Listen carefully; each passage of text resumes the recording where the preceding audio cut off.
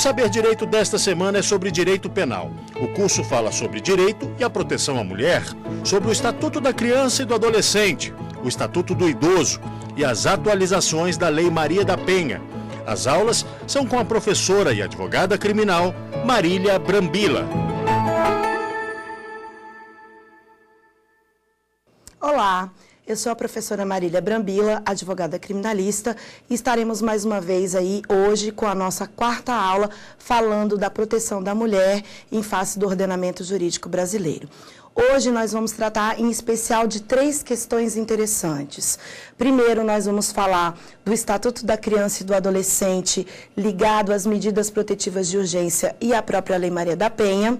Logo em seguida, nós vamos tratar do Estatuto do Idoso e a Lei Maria da Penha, a compatibilidade, a possibilidade da proteção da mulher idosa. E, por fim, na aula de hoje, nós vamos tratar da aplicação da Lei Maria da Penha em face do direito penal militar. Certo? Então, esse é o roteiro da aula de hoje. Vamos segui-lo. Certo? Muito bom. Primeiro, vale lembrar que nós tratamos inicialmente, lá na nossa primeira aula, sobre a proteção constitucional em relação à mulher e tratamos também do princípio da igualdade material ou isonomia, falamos da fundamentação internacional nas convenções e tratados em que o Brasil é signatário e traz essa previsão em relação ao direito das mulheres. Pois bem, logo em seguida nós tratamos também, já na nossa segunda aula, sobre a aplicação da Lei Maria da Penha e alguns crimes, na maioria dos crimes previstos no Código Penal. Falamos um pouco de feminicídio, falamos também do crime de ameaça, da modalidade de ação penal no crime de lesão corporal.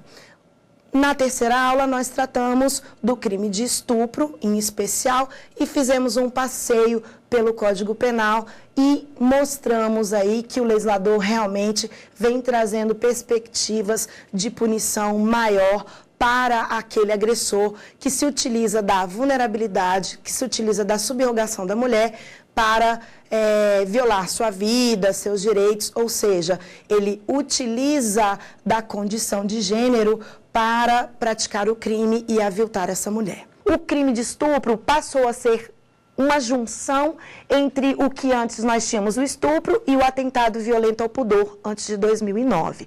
Então, hoje eu tenho lá o que tinha no 213, que era só a vítima mulher, que era constranger mediante violência ou grave ameaça a mulher a ter a conjunção carnal, e se unificou. Então, hoje eu tenho o 213, constranger alguém mediante violência ou grave ameaça a praticar ou permitir que se pratique outro ato libidinoso diverso, ou sendo a própria conjunção carnal, ou diverso dessa conjunção carnal.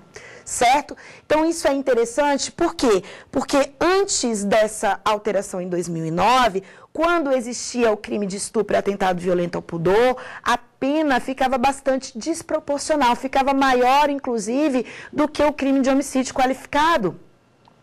E aí, aquele que praticasse a conjunção carnal e outro ato libidinoso no mesmo momento, poderia ali ter uma pena desproporcional, né, em relação ao outro bem jurídico protegido, a própria vida. Então, unificou-se essas condutas para dizer, estupro é constranger alguém, seja homem, seja mulher, a praticar ato libidinoso, independente ali de qual que seja esse ato libidinoso, dentro desse contexto de violência ou dentro desse contexto de grave ameaça. Tá certo? Bom, por que é tão importante a gente falar de estupro quando se fala de situação de violência doméstica e familiar contra a mulher? Bom, primeiro é que nós já vimos que a competência será do juizado de violência doméstica e familiar contra a mulher. Então, é possível, a pergunta que se faz é, aquela mulher foi estuprada pelo seu marido. No dia seguinte, ela é novamente estuprada pelo seu marido. E assim permanece nessa subrogação sexual por 10, 15, 20 anos. Ela passou a dar esse consentimento tácito? Ou seja, ela consente, ela se subroga a esse tipo de violência em decorrência da manutenção da família e do seu casamento? Será que o Estado deve, pode e deve intervir nessa situação de subjugação sexual? Essa é a grande pergunta, voltando aí para falar da Lei Maria da Penha e o crime de estupro. Por quê? Porque nós sabemos que dentro desses crimes contra a dignidade sexual, a gente sabe que eles acontecem de forma clandestina, entre quatro paredes, onde não há testemunhas, onde essa palavra dessa vítima ganha um peso muito grande dentro de uma produção de uma prova testemunhal. Então, nós sabemos que esses crimes contra a dignidade sexual, a nossa jurisprudência, mesmo não sendo uníssona dentro do posicionamento doutrinário, muitos doutrinadores dizem que isso é um risco muito grande para o processo e para a busca da verdade real, mas ignorar a palavra dessa vítima dentro dessa situação onde só tem o seu marido e essa mulher dentro desse quarto e ela vem sendo subrogada sexualmente, não tem testemunha, muitas vezes não deixa vestígio, pode ser um crime que a gente classifica como transeunte, ou seja, não deixa vestígio, não tem marca, não tem nada de lesão. E aí, como que nós vamos resolver essa situação? Né? Então, isso é muito, muito comum dentro da nossa sociedade. Nós estamos desvendando, felizmente, começamos a discutir essa questão desse tipo de violência sexual contra a mulher dentro de casa, não só contra a esposa, mas contra filhos e crianças e adolescentes. Então, é muito, muito, muito importante. Também dentro dos crimes contra a dignidade sexual, vale ressaltar os crimes de estupro de vulnerável, que estão previstos lá no artigo 217-A, onde são vítimas a pessoa vulnerável, ou seja, um menor de 14 anos, ou aquele que não tem o necessário discernimento para a prática do ato libidinoso em decorrência de alguma deficiência mental, ou aquele que não pode oferecer resistência, certo? Iniciando a aula de hoje, nós vamos contextualizar também, dentro da Constituição Federal, a proteção da criança e do adolescente. Então, nós temos no artigo 227 da Constituição Federal a determinação de que é dever da família, da sociedade e do Estado assegurar à criança, ao adolescente e ao jovem, com absoluta prioridade, o direito à vida, à saúde, à alimentação, à educação, ao lazer, à profissionalização, à cultura, à dignidade, ao respeito, à liberdade e à convivência familiar e comunitária, além de colocá-los a salvo de toda forma de negligência, discriminação, exploração, violência, crueldade e opressão. Então, vejam bem, aqui nós encontramos o princípio da proteção integral da criança e do adolescente. Nós temos que verificar aqui na aula de hoje como que estaremos contextualizando e trazendo a proteção da mulher junto com as medidas protetivas também previstas no Estatuto da Criança e do Adolescente. E também vou fazer uma observação interessante da teoria que hoje está sendo muito ventilada por parte dos doutrinadores, que é a teoria da exceção Romeu e Julieta, que é uma teoria trazida do direito norte-americano para explicar aí o desenvolvimento sexual e saudável dessas crianças e adolescentes. Certo? Muito bem. Esse artigo constitucional, ele vai tratar em especial da criança, do adolescente e do jovem. Temos lá no Estatuto da Criança e do Adolescente, a Lei 8.069/90, a previsão de que, dentro do ordenamento jurídico brasileiro, considera-se criança aquele nascido com vida, a partir do nascimento, quando se ganha a personalidade, até de 12 anos incompletos. Então, no dia que se completa 12 anos, passa a ser tratado como adolescente. E esse adolescente tem a idade de 12 até 18 anos incompletos, tá certo? Então, é interessante que a nossa legislação, diferentemente do Tratado da Convenção Internacional, que chama criança aquele que nasce com vida até completar os 18 anos, nós dividimos, separamos nesses intervalos. Então, considera-se criança aquele que nasce com vida até completar 12 anos. Considera-se adolescente dos 12 anos até os 18 anos incompletos. Também vale lembrar que o nosso ordenamento jurídico traz uma distinção e até uma causa atenuante de pena, como vimos na segunda aula, dentro da dosimetria, as atenuantes são tratadas na segunda fase da aplicação da pena. Então, nós temos uma atenuante que nós chamamos de atenuante da menoridade relativa, que diz respeito daquele que praticar um crime e tiver 18 anos completos e menos de 21 anos, poderá ser beneficiado por essa atenuante. Mas por que dessa atenuante? Porque é um momento em que a personalidade, a formação da personalidade, o ímpeto daquela pessoa, daquele agente, ainda está no término da sua formação. Então, o legislador traz esse benefício, essa benesse para aqueles que praticam crimes com essa idade. E é interessante porque vem sendo discutido se é ainda necessário ou não esse benefício. Mas nós sabemos que é possível que, num primeiro momento, se ainda tiver essa chance estabelecida pela lei, aquele jovem entre 18 e 21 anos poderá ser mais facilmente reintegrado à sociedade, mesmo porque essa é uma das finalidades da pena, a ressocialização, tá certo? Muito bem.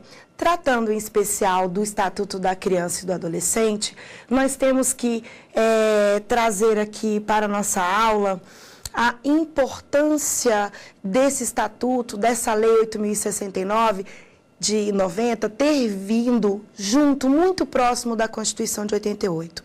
Vale aqui, nós fazemos uma ressalva de que a Constituição trouxe no artigo 5º vários direitos e garantias fundamentais, como nós já tratamos na primeira aula, e lá, mas no final dos artigos, a Constituição faz expressamente a proteção de vários pontos específicos em direitos individuais e difusos coletivos. Então, aqui no artigo 227, vai falar dessa proteção integral da criança e do adolescente. Nós também já vimos no artigo 226, parágrafo 8º da Constituição, a possibilidade da declaração de constitucionalidade da Lei Maria da Penha, haja vista que o Estado, a sociedade e a lei pode tratar os desiguais na medida da sua desigualdade. Então, a Lei Maria da Penha, só para relembrar, ela tem fundamento constitucional nesse artigo 226, parágrafo 8º. Bom, aqui o Estatuto de 1990, e é interessante que o legislador constituinte originário, ele trouxe uma diretriz para que a legislação nova fosse confeccionada. Então, as leis foram sendo feitas pelo legislador infraconstitucional, seguindo essas diretrizes.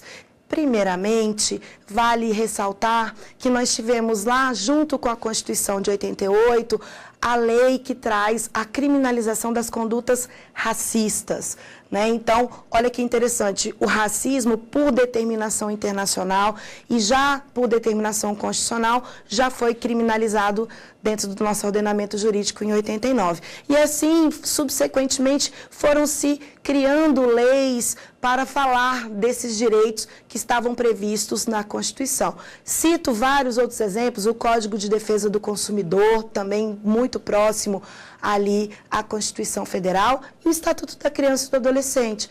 Então, o próprio legislador constituinte originário, quando ele trouxe lá nesse artigo 227 esse princípio da proteção integral, ele já deixou clara a necessidade de trazer logo em seguida essa postura legislativa de proteção da criança e do adolescente. Pois bem, esse Estatuto da Criança e do Adolescente, ele é muito interessante, ele é uma legislação que traz vários direitos, que traz deveres em relação à criação de seus filhos, traz aí uma perspectiva, inclusive, de que o Estado vai ser aquele que vai ajudar, a fiscalizar e vai ser detentor de medidas e de possibilidades de proteção integral dessa criança e desse adolescente. Como já mencionado, ser criança é ter menos de 12 anos. Ser adolescente é ter mais de 12 e 18 anos incompletos. Muito bem, é interessante que nesse Estatuto da Criança e do Adolescente também temos a previsão daquele adolescente que pratica ato infracional. O que seria ato infracional? Ato infracional é quando a criança pode praticar, mas a criança que pratica ato infracional será aplicada medida protetiva. Então, até lembrei de um caso agora que nós tivemos, que foi bastante midiático, um menino menor de 12 anos, salvo engano, à época ele tinha 11 anos, e foi acusado de estar furtando, subtraindo carros no Rio de Janeiro. Nesse exemplo, é interessante ressaltar que esse menor de 12 anos, caso venha aí a responder um processo judicial, mesmo praticando o ato infracional, a ele não será aplicada uma medida socioeducativa. Por quê? Porque as medidas socioeducativas previstas no Estatuto da Criança e do Adolescente, prestação de serviço comunitário, liberdade assistida, semi-liberdade e a medida de internação poderão ser aplicadas àqueles adolescentes que praticarem atos infracionais. E o que seria um ato infracional?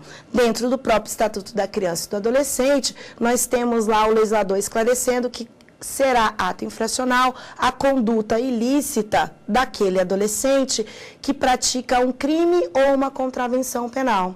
Lembrando que para os menores de 18 anos, nós não falamos em imputabilidade penal. Eles são inimputáveis pela Constituição. Eles não preenchem um requisito lá na teoria do crime da culpabilidade, o primeiro requisito da imputabilidade penal. Por isso que o nosso legislador trouxe aqui, dentro do Estatuto da Criança e do Adolescente, essas medidas socioeducativas. Ou seja, ao menor de 18 anos, nós não teremos a pena de prisão, nós não temos uma medida sancionatória, nós temos uma medida em que vai fazer com que esse adolescente possa estar dentro do convívio comunitário. Tá certo? Muito bem. Dentro desse Estatuto da Criança e do Adolescente, nós temos aqui que tratar da possibilidade de criança ou adolescente mulher ser vítima de violência doméstica e familiar. Isso é muito interessante. Nós temos que verificar se é possível, dentro dessa contextualização de proteção constitucional, do princípio integral da criança e do adolescente, bem como dessas medidas protetivas para salvaguardar criança e adolescente, se é possível acoplar, se é possível contextualizar em relação à Lei Maria da Penha. Pois bem, então vamos ao exemplo.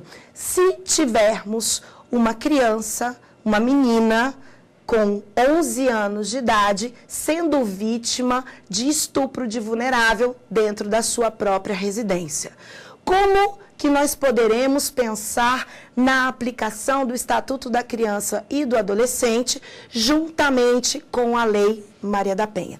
Muito interessante. Por quê? Porque nós temos a possibilidade de que este algoz, esse agressor, venha a ser processado no juizado de violência doméstica e familiar por ser pai, pela vítima ser menina, e podemos ter a aplicação das medidas protetivas do Estatuto da Criança e do Adolescente, acompanhamento psicológico, integração à educação, lazer dessa criança, fundamentado no Estatuto da Criança e do Adolescente, combinado com as medidas protetivas de urgência estabelecidas na Lei Maria da Penha. Vamos a um teste de conhecimento.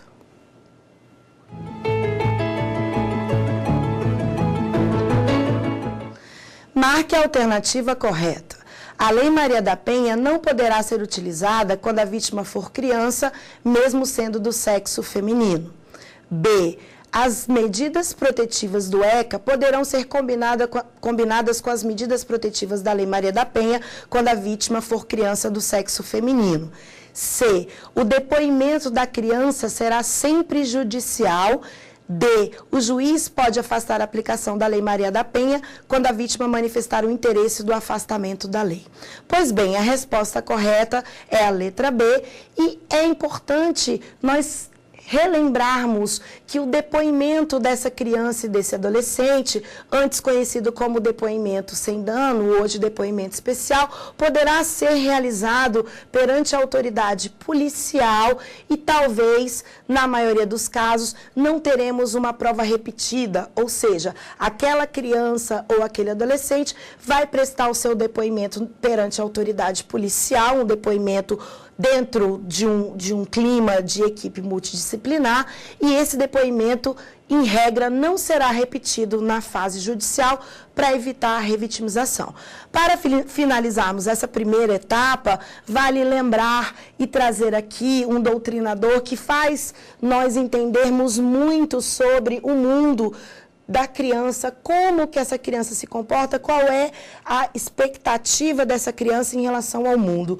Trago aqui hoje a nossa aula a representação do mundo na criança de um autor clássico, Piaget, e é muito interessante que ele vai falar dessa perspectiva de como a criança entende, né, forma a sua imagem, o seu imaginário em relação à aplicação de várias condutas, seu desenvolvimento psicológico, o desenvolvimento da sua personalidade.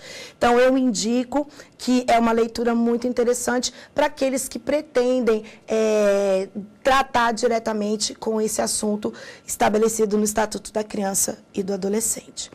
Muito bem. Agora nós vamos para a segunda etapa da aula de hoje. Vamos tratar da aplicação da Lei Maria da Penha em conjunto com o Estatuto do Idoso.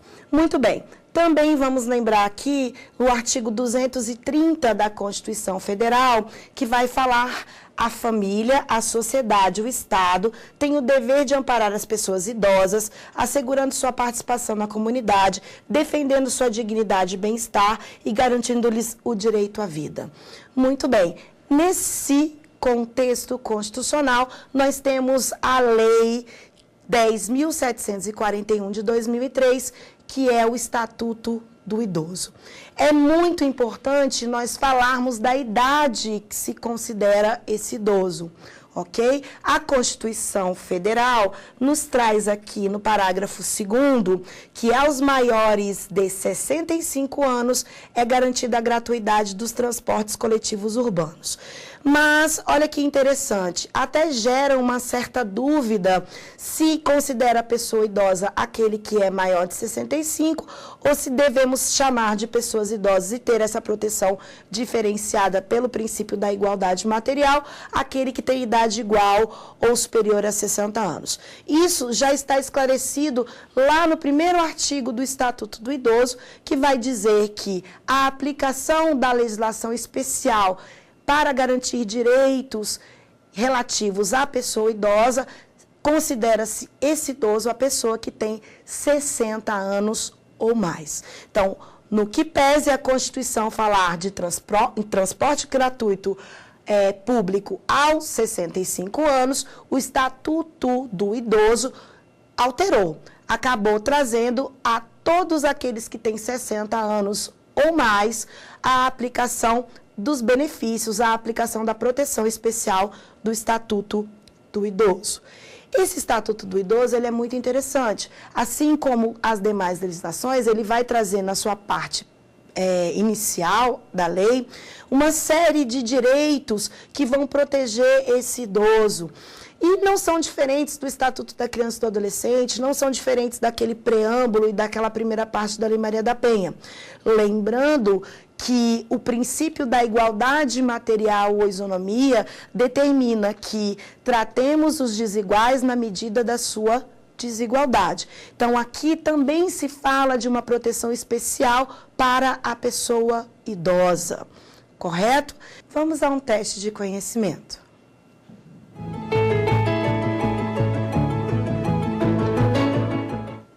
O Estatuto do Idoso considera que idoso é o maior de 70 anos.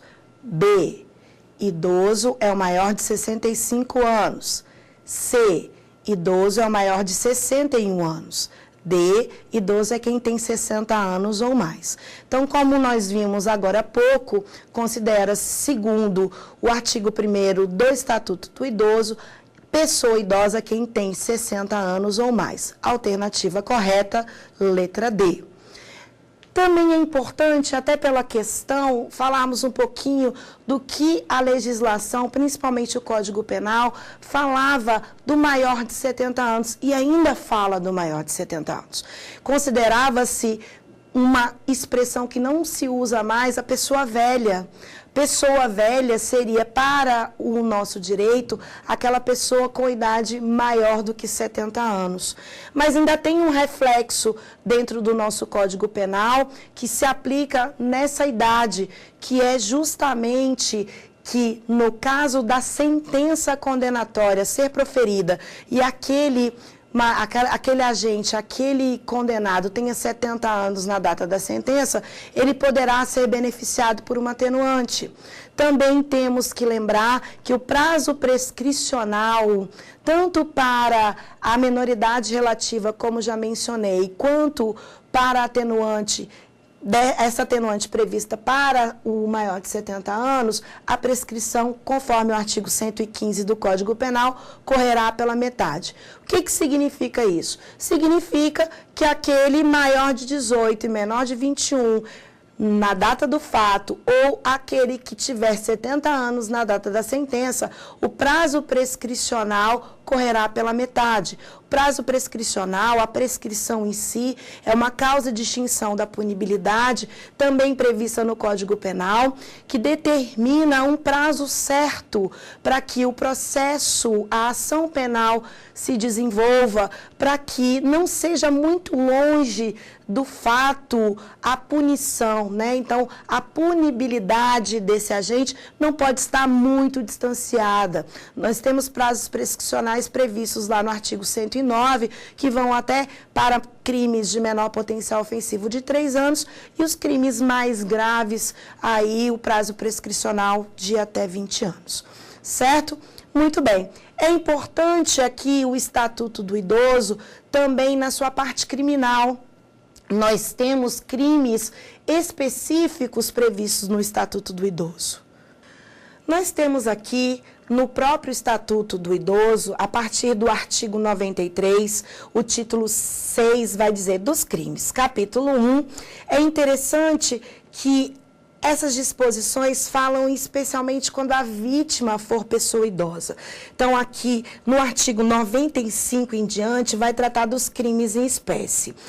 Por exemplo, nós temos aqui, muito interessante, o disposto no artigo 96, que é o crime de discriminar pessoa idosa, impedindo ou dificultando seu acesso a operações bancárias, aos meios de transporte, ao direito de contratar ou por qualquer outro meio ou instrumento necessário ao exercício da cidadania por motivo da idade. Pena, reclusão de 6 meses a 1 ano e multa.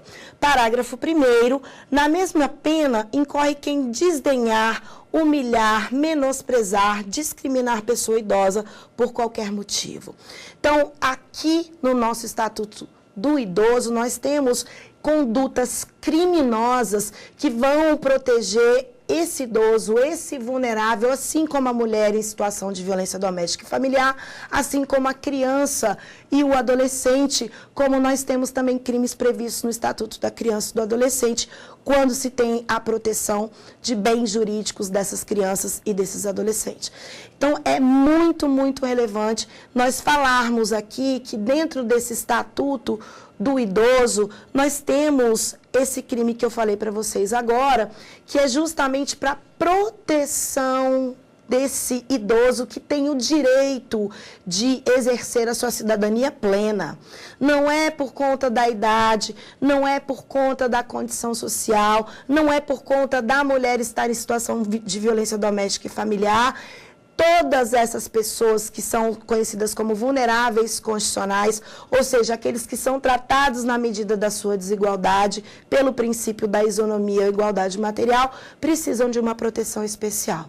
Certo? Então, temos vários crimes aqui em que teremos a proteção do Estado quando essa vítima for pessoa idosa.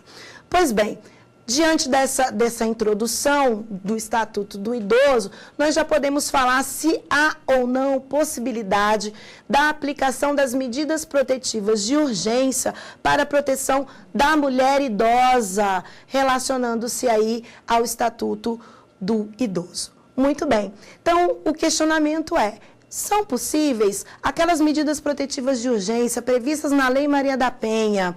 Como elas se combinam em relação a esses crimes onde temos a mulher, pessoa idosa? Excelente. Primeiro, vale ressaltar que é muito comum nós termos a vítima de violência doméstica e familiar, mulher, pessoa idosa, né? Nós temos aí uma expectativa de vida que aumentou muito nesses últimos 20 anos, então as pessoas vêm vivendo mais e geralmente a mulher, ela tem uma vida, né? Uma longevidade bastante interessante. Muito bem, e essa mulher idosa, quando está relacionada, como podemos verificar essa proteção especial, tanto do Estatuto do Idoso quanto da Lei Maria da Penha? Nós já tivemos casos em que filhos agridem suas mães, noras agridem suas sogras. Então, dentro daquele âmbito familiar, dentro da unidade doméstica e até mesmo dentro das relações íntimas de afeto. Então, é possível, sim, serem aplicadas essas medidas protetivas de urgência de afastamento, por exemplo. Então, o filho que subroga a sua mãe idosa, o filho que agride a mãe idosa, que agride a sogra, o genro que agride a sogra, porque geralmente quando a sogra mora dentro da unidade doméstica e existe um contexto de violência doméstica e familiar com a esposa e a sogra está lá, então automaticamente ela acaba também sendo colocada nesse elo de violência. Pois bem, quais são e qual é a possibilidade de combinação e de quem é a competência? Nos locais onde temos varas especializadas de proteção da pessoa idosa, nós não temos problema nenhum em dizer que, na situação de violência doméstica e familiar, a competência se sobrepõe a essa vara especializada. Então, falou em violência doméstica e familiar contra a mulher, mesmo sendo pessoa idosa, nós teremos a competência do juizado de violência doméstica e familiar, correto? Se não tivermos varas especializadas em decorrência da pessoa idosa, e aí não teremos dúvida que a competência para a aplicação das medidas protetivas de urgência será do juizado de violência doméstica, certo? Então, é muito interessante que nós podemos combinar, sim, a proteção especial do Estatuto do Idoso com a proteção especial da Lei Maria da Penha, correto? Muito bem. Agora, nessa última etapa, nós vamos falar da aplicação da Lei Maria da Penha nas situações em que se envolve o direito penal militar, tá? Muito interessante também essa questão. Aqui eu tenho que fazer uma ressalva que nós temos uma justiça especializada que vai tratar dos processos e dos julgamentos dos casos em que envolvam militares. Então, é interessante nós lembrarmos que a justiça militar é uma justiça especializada. Então, na esfera estadual, para processar e julgar crimes praticados por policiais militares e bombeiros militares, nós temos dentro da estrutura dos TJs estaduais varas especializadas que nós chamamos de auditorias militares. Dentro dos profissionais das Forças Armadas, Marinha, Exército e Aeronáutica, nós temos aí a Justiça Militar da União, né? Então, dentro dessa perspectiva de envolvimento de militares, e aí nós temos hoje, até ouso dizer, a maioria de ingressantes nas forças militares de mulheres, né? E como seria possível proteger essa mulher militar? Se tivermos diante de uma mulher militar casada com outro militar, se ela for vítima de violência doméstica e familiar, como nós vamos resolver essa questão? Ou seja, é possível combinar a Lei Maria da Penha com aquilo que determina os princípios e o direito penal militar? Nosso questionamento para ser respondido de agora é esse. Muito bem. Primeiro, nós vamos tratar do Código Penal Militar. Para falarmos de Código Penal Militar, trouxe aqui para mostrar para vocês uma obra muito, muito interessante de doutrinador, doutor Enio, ele fala do Código Penal Militar comentado. É um doutrinador muito conhecido, muito famoso. Ele trata em especial dessas questões de direito penal militar com muita maestria. Esse livro vale muito a pena ter na nossa biblioteca e mais, ele está atualizado com a mini reforma da parte geral do Código Penal Militar, que aconteceu no final de 2017. Então, é muito interessante, é uma obra que vale muito a pena nós termos na nossa biblioteca. Pois bem, para falar de Código Penal Militar, nós temos que trazer uma classificação de crimes, até para nós entendermos as 3 teorias que vão falar da aplicação da Lei Maria da Penha a questões militares, ok? Muito bem. Primeiro, eu tenho que lembrar que os crimes militares podem ser crimes militares próprios, crimes militares impróprios e crime acidentalmente militar. Surgiu a partir de 2017, do final do ano passado, com uma alteração na parte geral, uma outra espécie de crime militar, que seria aquele crime militar por extensão, ou aquele crime militar, e aí a doutrina traz um monte de nomenclaturas, que é justamente a alteração, onde o artigo 9º do Código Penal Militar diz que são crimes militares, não só aqueles que acontecem dentro das instituições militares, não só aqueles crimes militares previstos dentro do Código Penal Militar, mas crimes militares previstos na legislação inteira quando envolvam questões militares. Então, essa última classificação é uma inovação no final de 2017. Muito bem. Falando da primeira classificação, do crime militar propriamente dito, são aqueles crimes que só podem ser praticados por militar e eles só encontram tipificação no Código Penal Militar. Por exemplo, o crime de deserção. O que é ser um militar desertor? É aquele em que ele não se apresenta perante a instituição militar no período de 8 dias. Ele some, ele desaparece e acaba abandonando a força. Isso é uma conduta criminosa e só pode ser praticado pelo militar. Nós não temos no Código Penal brasileiro uma conduta que diga, se eu não comparecer à minha casa ou se não comparecer a algum outro lugar nesse período de 8 dias, eu cometo crime. Não, então isso aí é um crime propriamente militar. Já temos os crimes militares impróprios, que são aqueles que encontram uma outra figura típica análoga dentro do nosso Código Penal Militar. Então, por exemplo, o crime de estupro.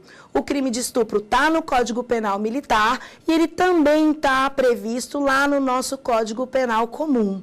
Então, ao militar que pratica o crime de estupro, nós podemos aí dizer que ele vai responder sob a égide do Código Penal Militar, dentro dessa perspectiva de ser crime militar impróprio.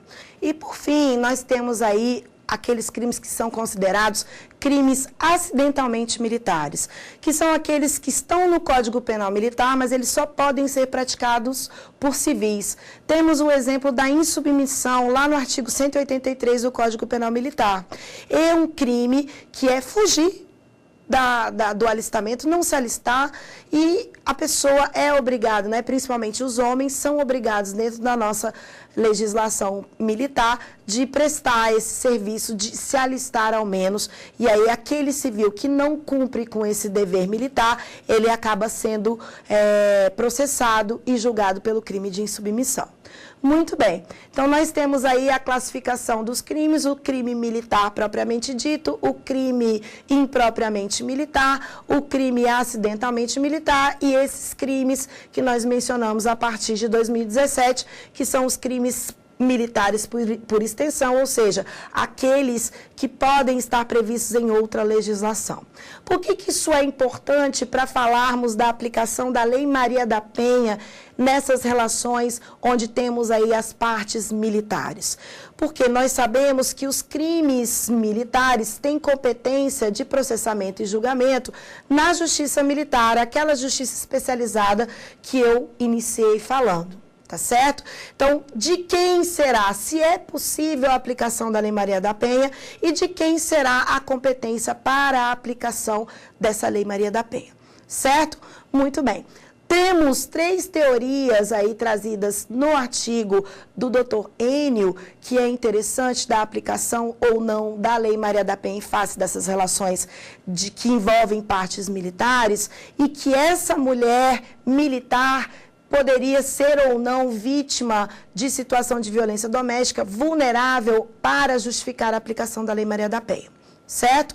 Então, a primeira teoria diz, não, a mulher militar tem um treinamento especializado, ela é submetida a um rigor de submissão ao seu trabalho em que acaba tirando dessa mulher a sua vulnerabilidade. Essa teoria ela não se aplica a nenhum posicionamento jurisprudencial apresentado. A mulher militar, por mais que tenha a mesma força psicológica e força até mesmo física que os homens, ela não perde a sua condição de mulher, ela não perde a sua proteção especial da Lei Maria da Penha, certo? Então, dentro dessa teoria, diria, não se falaria em aplicação de Maria da Penha, porque não há vulnerabilidade dessa mulher. Uma outra possibilidade, a segunda teoria, determina que não, para as relações entre marido e mulher, mesmo que envolvam partes militares, não tem nada a ver com a justiça militar. Não tem nada a ver com a aplicação do Código Penal Militar.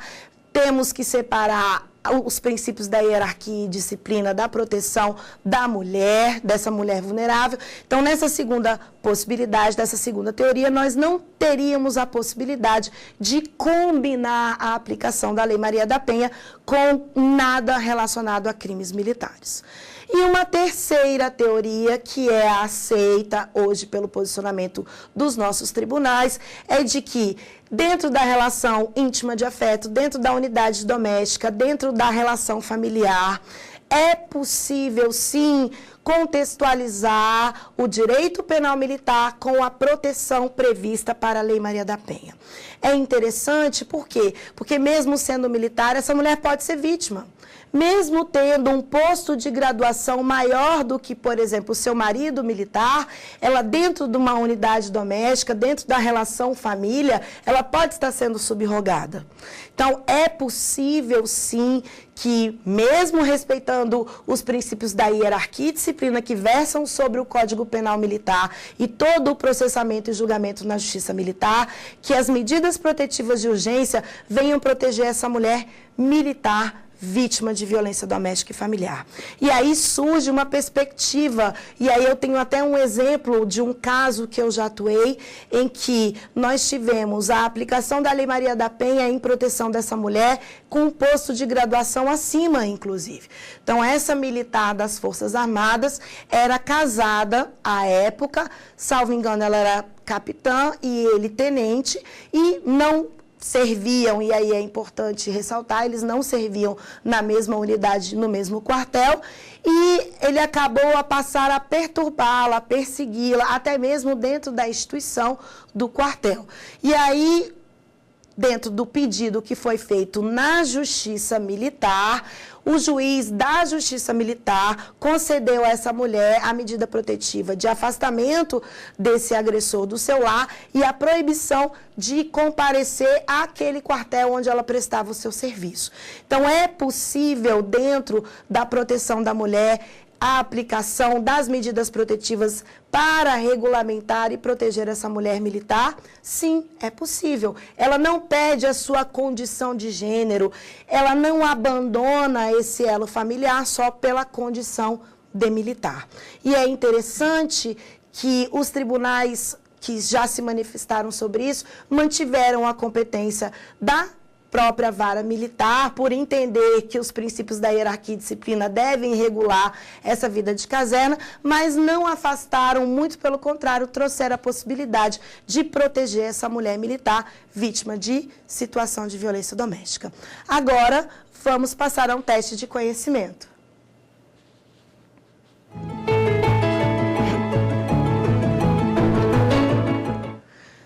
Marque a alternativa correta. O direito penal militar afasta a proteção da mulher.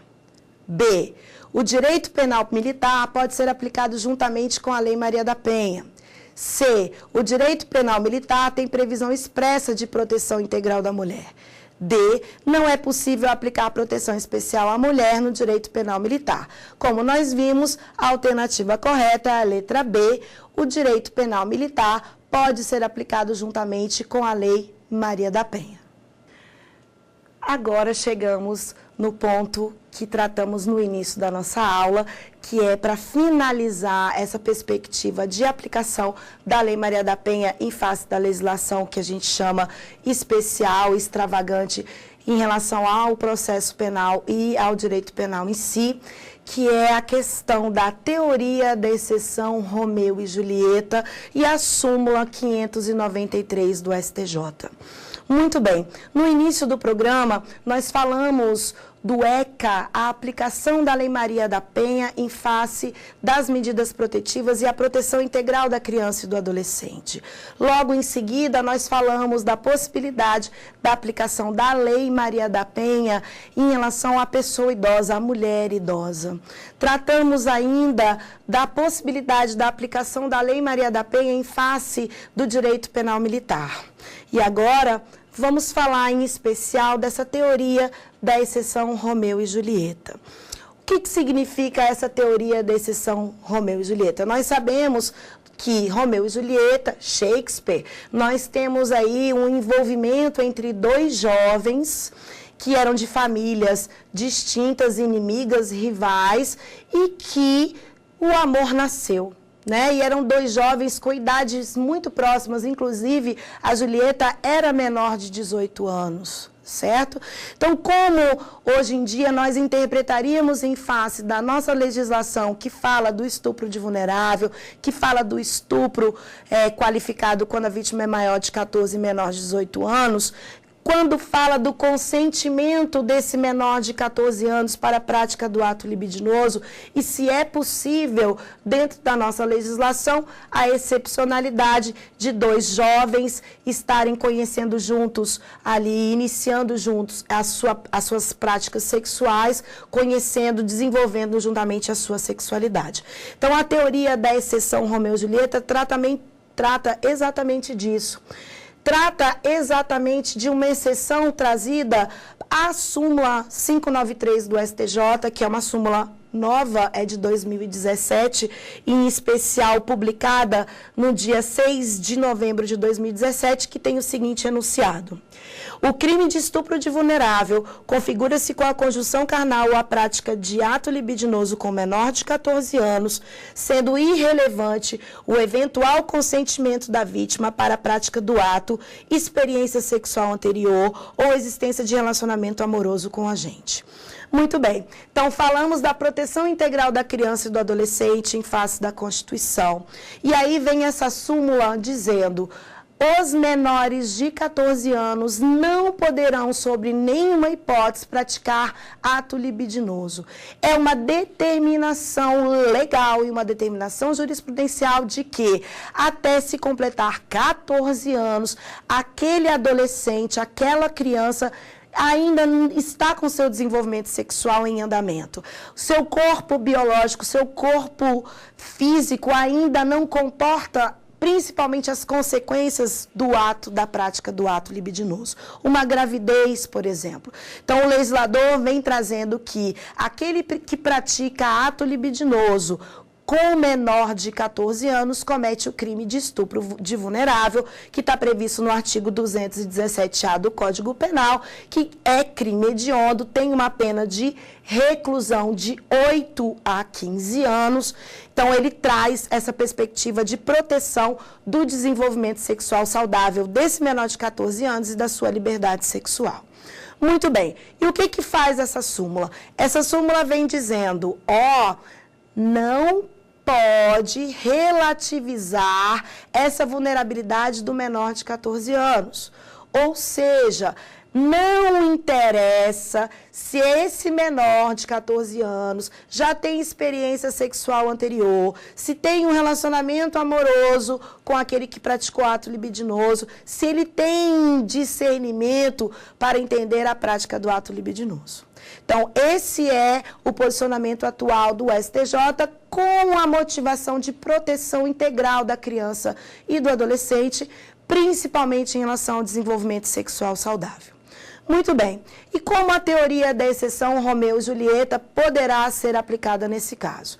A teoria da exceção do Romeu e Julieta nasceu no direito penal, norte-americano, para dizer se esses jovens estão com idades muito próximas, se efetivamente se conhece que há uma relação de afeto, se juntos eles praticam atos libidinosos com consentimento, então nós temos que analisar se aquele que tem mais de 18 anos, ou até mesmo ainda pode ser adolescente, pratica ato infracional análogo ao estupro de vulnerável. Essa súmula impediria, de fato, a aplicação dessa exceção de Romeu e Julieta. Mas nós precisamos compreender que o nosso país é vasto, nós precisamos compreender que hoje em dia o menor de 14 anos, ele tem um acesso à informação, ele já pode conhecer da sua sexualidade, ele já pode estar apto a conhecer métodos contraceptivos, as consequências das relações sexuais, ele pode ser consciente. Então, nós precisamos trazer para dentro do caso concreto a possibilidade do juiz, ao analisar aquela prática daquele ato libidinoso com o menor de 14 anos, se vai se aplicar ali o enunciado da súmula 593, ou seja, independentemente das circunstâncias, a criminalização do estupro de vulnerável, ou se é possível, dentro daquele caso concreto, uma absolvição pela teoria da exceção Romeu e Julieta. Muito bem, então no programa de hoje nós tratamos da aplicação da Lei Maria da Penha em face do Estatuto da Criança e do Adolescente, falamos da proteção da mulher idosa, unindo a Lei Maria da Penha e o Estatuto do Idoso, finalizamos com a possibilidade da aplicação da Lei Maria da Penha às relações entre militares, quando se relaciona aí com a legislação, o Código Penal Militar e o Código de Processo Penal Militar.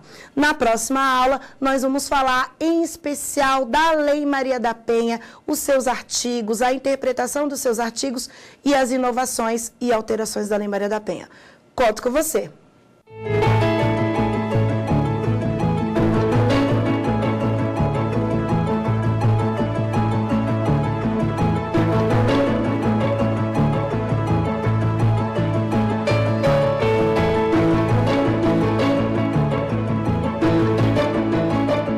Gostou das aulas?